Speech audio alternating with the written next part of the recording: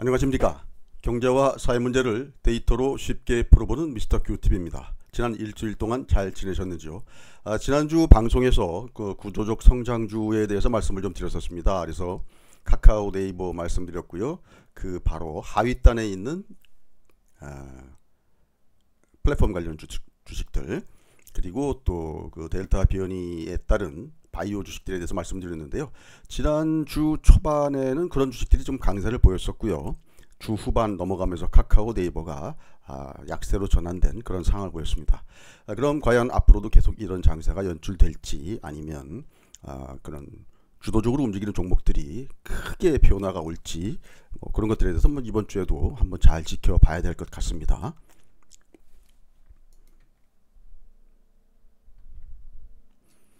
오늘은 그 지난주에도 보여드렸던 것처럼 요즘 보면 시장이 고점을 찍었다, 뭐 더 간다, 뭐 등등 이런 것들에서 말들이 많은데, 그런 것들에 대해서 일단 스퀴인덱스 하고요. 그 다음에 실질금리, 그리고 투텐 스프레드, 그러니까 2년물과 10년물 스프레드 가지고 한번 좀 말씀을 좀 들어보려고 하고요. 왜냐하면 지금 시장에서 그런 것들 가지고 막 그 해석을 하려는 분들이 굉장히 많습니다. 근데 그런 그 스프레드 같은 경우는 항상 그 적용하는 그런 데이터는 아니고요. 필요할 때만 우리가 꺼내서 활용하는 그런 용도로 썼으면 좋겠다라는 그런 생각을 해봅니다. 그 다음에 이제 구조적 성장주에 대해서 한 번 더 좀 말씀을 좀 드리도록 하겠습니다. 먼저 스큐인덱스입니다. 지금 보시면 지금 여기 이런 170.55가 나와 있는데요. 6월 25일 지난 금요일입니다. 지금 보통 이 CBOE에서 그 시카고 옵션 거래소에서 얘기할 때는 보통 스큐인덱스를요 100에서 한 150 정도 나오는 걸로 보통 그렇게 얘기를 하는데, 지금 보시면 이제 150 넘어가는 경우가 이제 종종 나옵니다.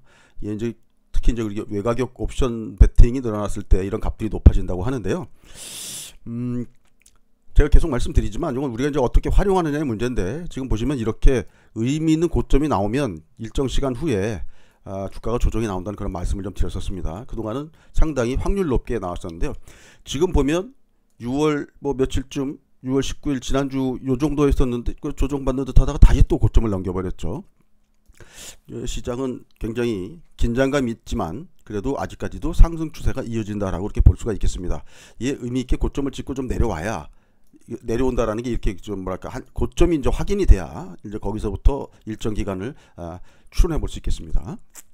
자, 요거는 이제 그 시카고 선물거래소에서 이제 그 과거 얘들이 이제 요거 계산한 시기가 이렇습니다. 그러니까 이게 90년도에서 2010년도까지 이렇게 보면 이런 것들이죠. 이렇게 고점들 이렇게 대충 보면 어떻습니까? 100에서 150 사이에서 이렇게 고점을 찍었는데, 이때도 똑같습니다. 여기 보면 이게 아주 예전 말고 이때 보면 요 고점 찍고 나면은 일정 기간, 이게 뭐 때에 따라서는 2달, 10주 뭐 등등 그때마다 이벤트가 있을 때마다 이제 의미 있는 변화를 보였었는데요.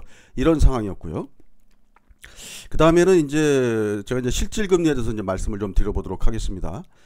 이렇게 스킨덱스는 좀 정리해서 말씀드리면, 일단은 아직 고점을 안 찍었기 때문에 일단 좀 더 지켜보자. 그럼 우리가 통상적으로 과거에도 보면 한 2달 정도는 좀 여유가 있죠. 그래서 그런 관점으로 시장을 보시면 조금 뭐랄까요, 좀 편안한 마음으로 보실 수 있을 것 같다는 그런 생각이 듭니다. 요즘 보면 하도 뭐 시장이 뭐 의미 있고 뭐 저 폭락한다는 얘기하는 분들도 많아가지고 제가 일단 일부러 이제 이런 말씀을 좀 드립니다. 다음에는 이제 실질금리가 제가 왜 중요하다고 말씀드리냐면, 지금 연준이나 이런 데서 실질금리를 가지고 시장을 마사지한다고 저는 그렇게 생각을 합니다. 뭐 그렇게 이렇게 얘기하면 좀 무식한 놈이 뭐 이상한 소리 한다라고 얘기하시는 분들도 계시겠지만, 그분들도 그거 잘 모르시는 분 하시는 분들이 대부분이기 때문에, 제가 전에도 말씀드렸지만 회장실에서 무슨 일이 일어나는지 1층, 2층에서 근무하는 직원들이 알 수가 없거든요. 그런 관점으로 보시면 됩니다. 지금 보시면 6월 25일 날 2.34입니다. 이게 뭐냐면 이게 기대 인플레죠. 기대 인플레 값이 올라가면 실질금리는 명목금리에서 마이너스 기대 인플레죠. 기대 인플레. 자, 그래서 이 뒤에 마이너스 요게 올라가면 실질금리도 가격이 내려가게 되죠. 이쪽이 올라가면. 자, 그래서 기대 인플레 값이 일정 부분 이렇게 올라가 주는 게 굉장히 중요합니다. 왜냐면 얘가 지금 이렇게 만약에 계속 내려오면 계속 내려오면 결국 실질금리가 올라가는 그런 상황이 되기 때문에 얘가 올라가는 만큼 명목금리도 같이 내려가주면 괜찮은데 명목금리가 비대칭적으로 만약에 내려가주면 실질금리는 올라가게 되거든요. 실질금리가 올라가면 시장에 엄청난 변화가 올 수가 있습니다. 자, 이게 실질금리입니다. 실질금리는 명목금리에서 기대인플레 마이너스라고 말씀드렸죠. 이게 너무 멀리까지 가실 필요 없고요. 항상 시장을 분석할 때는요, 우리가 이제 보면 아주 분석하시는 분들 중에 뭐 장기로 놓고 뭐 몇십 년을 놓고서 항상 잘 맞는 그런 변수들을 찾으려고 노력을 하세요. 근데 실제로 데이터는 그렇지 않습니다. 이 데이터 분석 잘하는 사람들은요, 뭘 잘해야 되냐면 인터벌을 잘 나눠야 됩니다.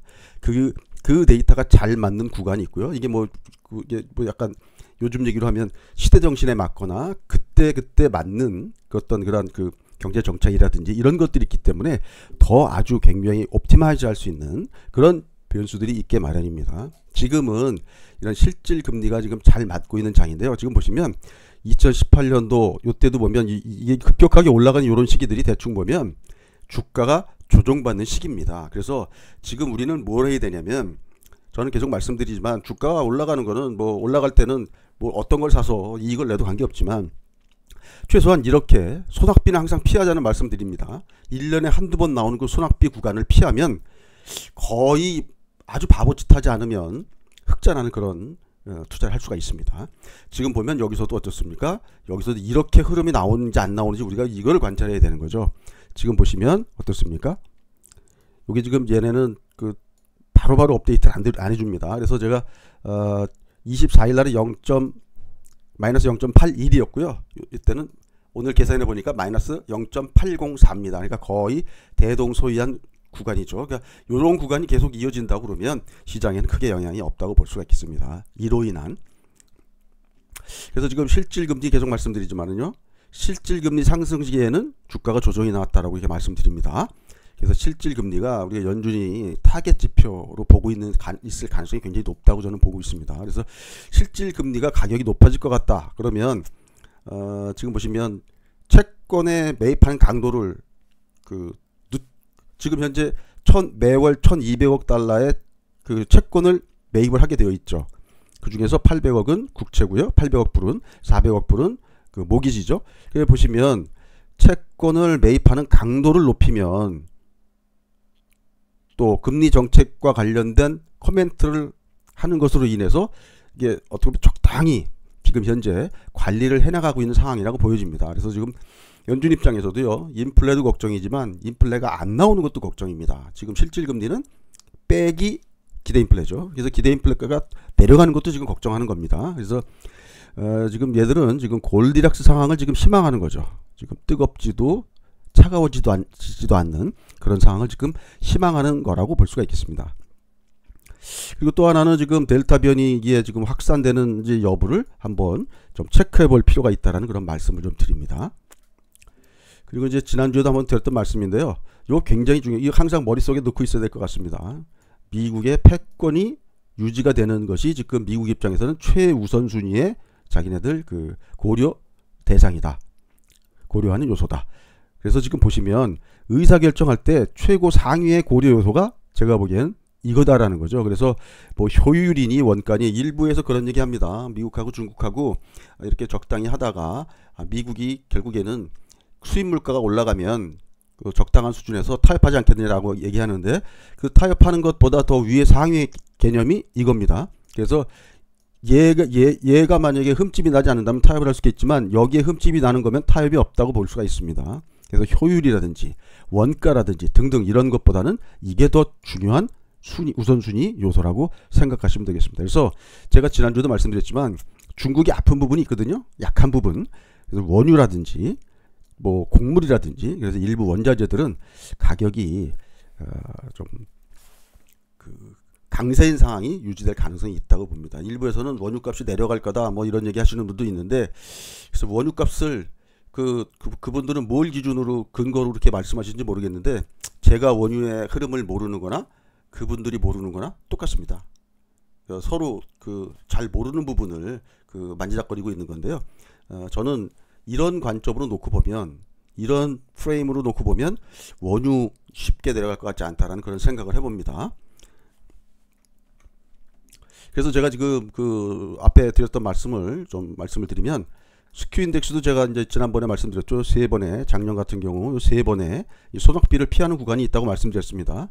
요때 소낙비를 피하게 되면 1차적으로는 반은 성공한 거다, 이렇게 보시면 됩니다. 제가 말씀드렸죠. 우리 좀 어때야 되느냐, 기름 장어처럼 이런 조정 구간을 잘 빠져나가야 됩니다.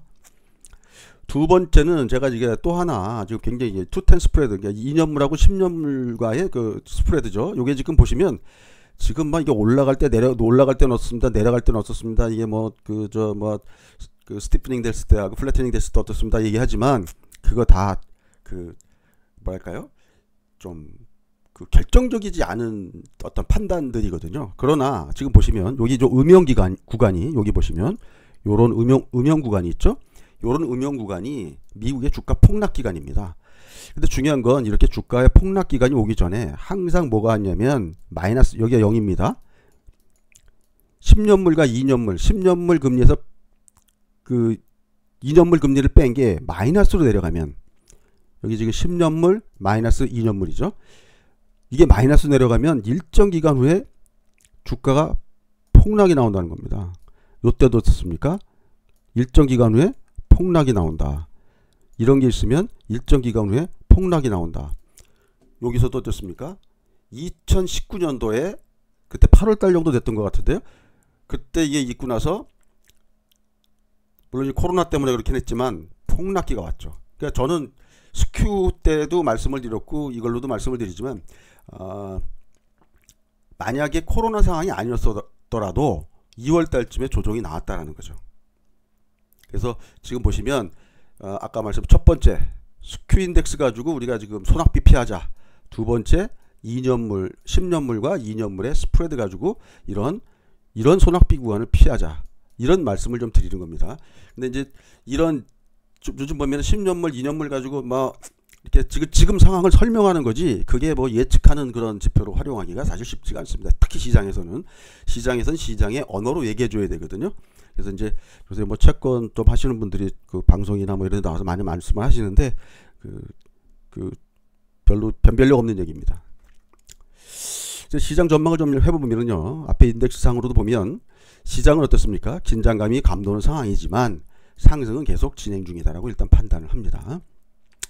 우리 시장에서도 보면은요, 우리 시장에서 지금 사실 밈 주식들이 있습니다. 이거 지금 보면 요즘 그 리딩방 같은 데서 종목들을 막 리딩을 하고 뭐 종목 하나 올려서 그 뭐 땡기고 이런 것들이 지금 너무 비일비재한데, 제가 뭐 그런 종목들을 다 일일이 말씀드릴 수는 없지만 이제 그들만의 리그라고 일단 그냥 좀 하겠습니다. 저는 뭐 이런 것에 대해서 말씀드릴 수는 없고요. 단지 이제 보면 지금 대형주 중에서 시세를 강력하게 내는 종목들이 나왔었습니다. 지금 보시면 카카오, 네이버, 삼성 엔지니어링 등등등등 있습니다. 이런 것들이 다 주후반에 하락으로 전환했죠. 근데 지금 일부에서 그 뭐 카카오, 네이버가 개인들이 탐욕이 앞서가지고 뭐 주가가 올랐다 이렇게 말씀하시는 분도 계신데, 뭐 시장을 좀 잘못 판단하신 분들 얘기고요. 그분들은 카카오, 네이버가 왜 올라가는지를 잘 몰라서 하시는 말씀드립니다. 이 카카오, 네이버가 우리 흔히 얘기하는 개미들이 사서 올랐다라고 생각하시면 이거 잘못된 판단이죠. 이게 개미들이 사서 올릴 수 있는 그런 종목들이 아닙니다. 그런 식으로 따지면, 개미들이 사서 올리는 그런 종목이라고 따지면 그동안 개미들이 많이 샀던 삼성전자, 뭐죠? 또 현대차, 기아차, 또 어떻습니까? 또 뭐 2차전지, 이런 종목들은 왜 안 오르죠? 이게 사실 논리적으로 말이 안 되거든요. 이게 다 올라갈 만한 이유가 있어서 올라가는 겁니다. 지금 계속 말씀드린 구조적 성장주다라는 어떤 그러한 명제에 의해서 지금 올라가는 그런 것들입니다. 그럼 올리는 주체가 누구냐? 그러니까 이제 그거에 대해서 이제 좀 말씀을 좀 드리려고 하는 거죠. 다음에 이제 델타 변이 위협이 있다. 그래서 그 지난주에는 어땠습니까? 바이오 부분이 강세를 보였는데 이번 주에도 이거 계속 이런 어떤 뉴스 플로우가 나오고 있기 때문에 바이오 쪽도 부분적으로는 강세 현상이 계속 나타날 것 같다. 그래서 지금 주말에 혹시 시간이 되면 제가 그 바이오 관련된 종목들도 좀 한번 좀 말씀을 좀 드리고요. 그다음 구조적 성장주에 있어서도 한번 좀 말씀을 좀 드리려고 합니다. 셀트리온이 지난 금요일 날 큰 폭으로 하락을 하면서 시장, 특히 이제 코스닥 지수에 영향을 많이 미쳤는데요. 왜 이런 뉴스를 내는지 좀 잘 모르겠습니다. 지금 지난주 금요일 날 한 2시쯤 나왔던 뉴스죠. 당국에서 국산 항체 치료제가 델타 변이 방어 능력이 현저히 떨어진다. 굳이 이런 기사를, 그리고 사진이 이렇게 나옵니다. 이거 국산 항체 치료제, 이거 뭐 네키로나 주면은 이거 뭐 셀트리온 거라고 뭐 누구나 다 아는 건데, 그냥 뭐 셀트리온 치료제가 그 약발이 안 듣는다, 결국 이 얘기죠. 그래서 델타 변이 이외에 다른 쪽에는 상당히 좀 뭐랄까요, 효과가 있었다라고 보도가 됐었는데, 특히 이제 뭐 모르겠습니다. 이제 델타 변이에 조심해라라는 어떤 그런 의미로 했는지, 아니면 이런 기사를 쓴 사람들이 뭐 당국 누가 얘기했는지 모르지만 뭐 이런 기사를 내면서 뭔가 좀 시장에 어떤 영향을 주려고 그런 의도가 있었는지 모르겠지만, 일단 이런 것들 때문에 코스닥에 좀 영향을 좀 받았습니다.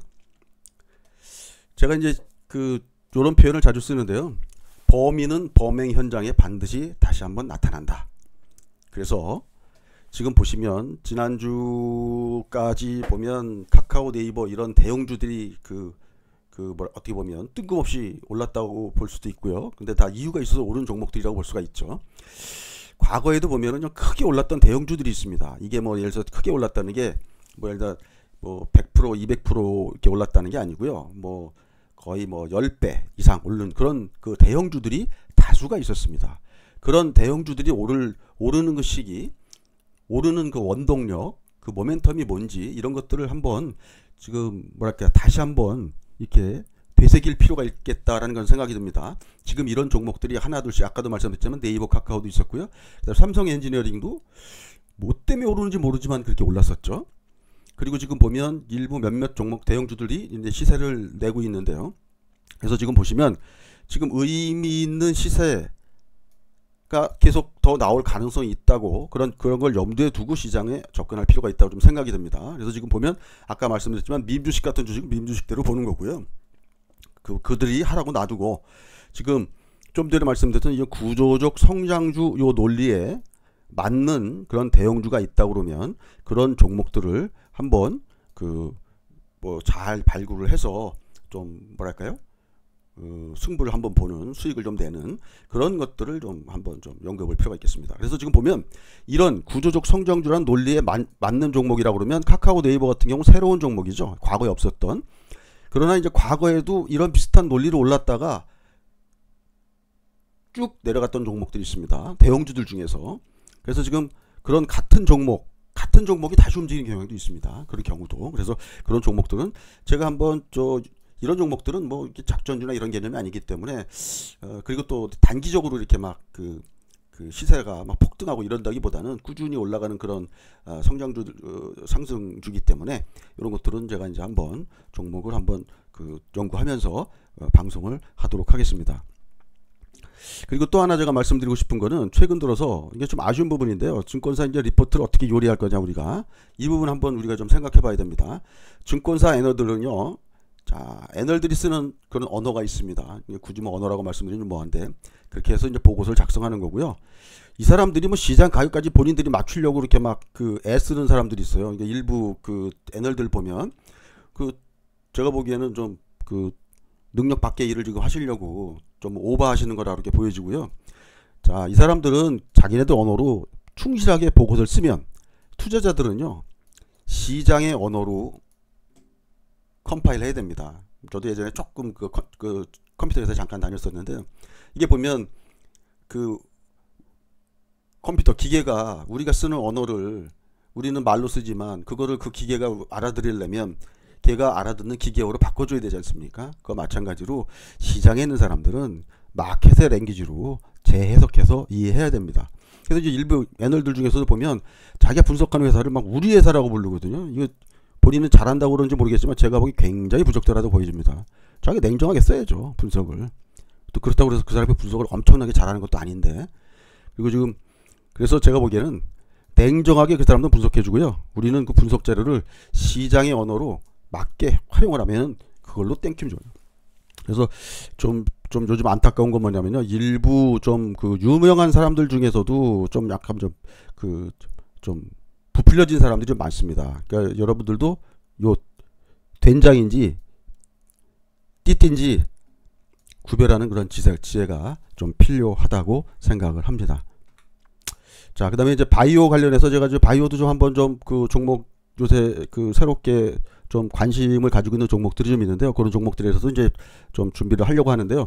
제가 이제 바이오도 이제 밸류에이션을 이제 증권사 애널들이 이제 많이 하시는데 뭐 뭐 SOTP 그 DCF 방식 뭐 등등 여러 가지 방식으로 하지만 뭐 그분들 뭐 저도 뭐 그 방식으로 예전에 이제 밸류에이션을 해봤지만 그거 다 뜬구름 잡는 얘기거든요. 왜냐면 그 정확할 수가 없습니다. 그냥 그걸로도 안 정확하고 뭘로 해도 안 정확하고 다 사실 어떻게 보면 다 그냥 추정하는 거기 때문에 그러니까 정확한 값을 찾아낼 수 없는 건데요. 제가 이제 바이오 주식들을 오래 해본 경험으로 보면 우리 옛날에 그 확률 통계 혹시 이제 이 확률 통계를 고등학교 때 배우셨던 부분들이 있는지 많으실 것 같은데요. 기대값이라는 게 있죠. EX는 그 서메이션 XIPI 요 공식이죠. 그래서 이제 요 기대값은 확률 변수 X 곱하기 성공 확률 요걸로 설명이 되는데 요 확률이니까 P가 확률이죠. 그래서 지금 보면 확률 변수는 시장 규모나 예상 매출 이런 걸로 이건 어찌 보면 거의 그 픽스된 값입니다. 뭐 예를 들어서 항암제를 개발을 한다. 그럼 그 항암제 시장 규모나 그 다음에 내가 그 항암제를 만들어냈을 때 어느 정도 시장을 점하면 예상 매출액은 어느 정도 나오겠다. 이런 것들은 거의 사실 픽스 되어진 거 변동이 크지 않습니다. 픽스는 아니지만 변동이 크지 않은 거고요. 중요한 건 이 성공 확률이 중요하죠. 임상을 진행하는데 임상 진행하는 과정 중에 성공 확률이 높아지면 어떻습니까? 기대값이 높아지죠. 이게 결국 주가니까. 그래서 제가 보기엔 제일 중요한 건 뭐냐면요. 성공 확률, 요건 거의 그 픽스라고 보여지면 성공 확률이 높아지느냐 안 높아지느냐 이거에 의해서 주가가 결정된다는 것이죠. 그래서 사실은 회사에서 계속 투자자들하고 커뮤니케이션을 하죠. 회사에서도 뭐 공시도 하고 기사도 내보내고 IR도 하고 이런 거 나올 때 지난번에 나왔던 내용보다 이번에 더 진척된 상황이 있는지 없는지 이런 것들을 잘 파악하셔야 됩니다. 더 진척된 상황이 있다 그러면 어떻습니까? 확률이 높아지는 거죠. 성공 확률이.